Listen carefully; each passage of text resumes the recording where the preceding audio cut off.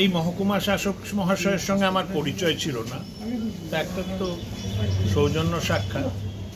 আর তাছাড়া যেটা আমি বললাম যে কতগুলো সমস্যা আছে, যেমন একটা সমস্যা হচ্ছে এই যে গ্রামীণ সড়ক যোজনায় রাস্তা হচ্ছে, সেই রাস্তা যেখানে পুকুর পাড় দিয়ে যাচ্ছে সেখানে গার্ড ওয়াল ছাড়া বানালে বর্ষার সময় জল জমে যাচ্ছে, ঘাটটা ধসে যাচ্ছে, রাস্তা ভেঙে যাচ্ছে।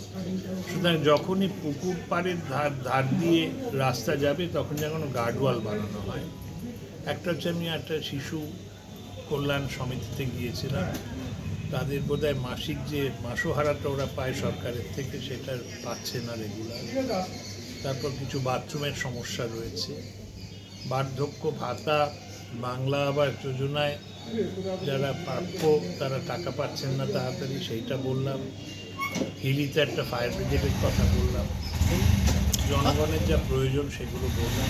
দাদা, আপনার বিধানসভা এলাকায় ইতিমধ্যে দেখা যাচ্ছে বাংলাদেশ সীমান্তে বিভিন্ন সমস্যা দেখা গিয়েছে, এটা নিয়ে মানে মানুষের অভাব অভিযোগ নিয়ে কিছু বললেন? এটা আমার সঙ্গে আছে, কথা বলিনি, কারণ সেটা তো কথা আগেই হয়ে গেছে।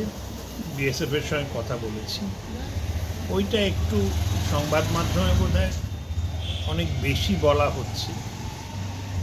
এটা তো সহজ ব্যাপার, খুব সহজ নয়, কিন্তু তাহলেও হচ্ছে 0 পয়েন্ট, অর্থাৎ আন্তর্জাতিক সীমান্ত, তার 150 গজের মধ্যে কোনো প্রতিরক্ষামূলক কনস্ট্রাকশন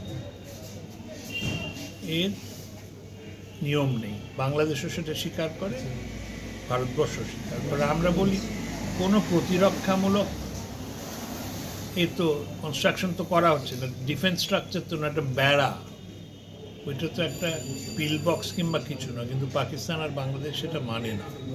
আর তাছাড়া সেই 150 গজের ব্যাপারটা দাঁড়িয়ে যাচ্ছে। কোনো কোনো জায়গায় গ্রাম আছে, 2টো বাড়ি, ওইদিকে পড়ে যাবে, অনেক অসুবিধা হবে।